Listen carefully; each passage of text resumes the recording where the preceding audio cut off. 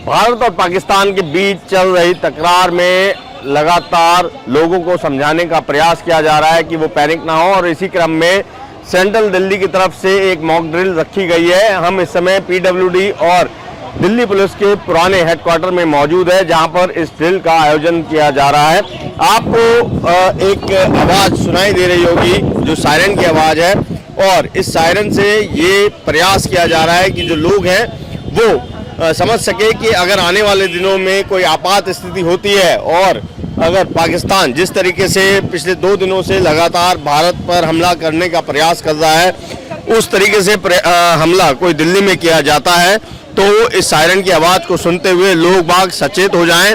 और अपने अपने घरों के अंदर या फिर चारदीवारी के अंदर वो मौजूद रहें, और जो खिड़कियां हैं कांच की उनको खोल दें, और इसके अलावा वो जो है पर्दों को ढक दे, जिससे कि जो रोशनी है घर के अंदर, अगर कोई लाइट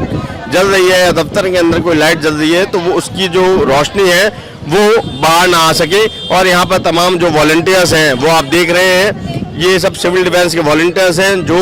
यहाँ तैनात किए गए हैं, और उनको ये बताया गया है कि वे लोग जो हैं, अगर कोई भी व्यक्ति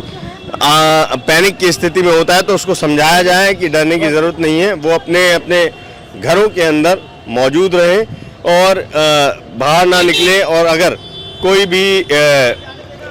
आपात स्थिति होती है तो वो किसी ऐसी जगह पर अपने आप को सुरक्षित रखें जिससे कि उनके ऊपर किसी भी तरीके का कोई मलबा आदि ना गिरे। तो ये ड्रिल अभी शुरू हो चुकी है, और जो सायरन बजने की अवधि है वो 15 मिनट की बताई गई है कि 15 मिनट तक जो है ये सायरन कंटिन्यूस बजता रहेगा। तो आप यहाँ देख सकते हैं कि जो तमाम वॉलंटियर्स हैं सिविल डिफेंस के, उनको भी इस बात का प्रशिक्षण दिया गया है, और अभी हम प्रयास भी करते हैं इनमें से जो वॉलंटियर्स हैं उनसे बात करने का प्रयास करते हैं कि अगर वो कुछ बता सके कि उनको क्या क्या निर्देश दिए गए हैं।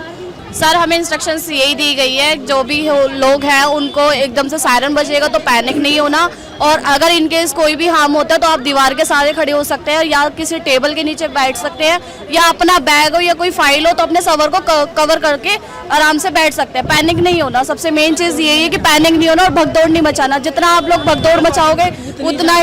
उतना ज़्यादा ही अफवाह फैलेगी। कहते हैं ना, अफवाह से लोग को ज़्यादा हार्म होता है, जो चीज़ होती है रियलिटी में उससे कम, और अफवाह से ज़्यादा हार्म होता है। इसीलिए अपना मेन पॉइंट यही है कि पब्लिक को कहना, कोई भी ऑफिसर्स हो, सीनियर्स हो, जूनियर्स हो, उनको पैनिक नहीं होना बस। और क्या कोई लाइट को लेकर भी निर्देश दिए गए हैं कि अगर घरों के अंदर लाइट वगैरह? सर, अभी एक ब्लैकआउट करके हो रहा है, जो कि अभी उसका आदेश हमारे पास नहीं है। जैसे हमारे पास आदेश आएगा वो आप लोगों को बता दिया जाएगा। वाले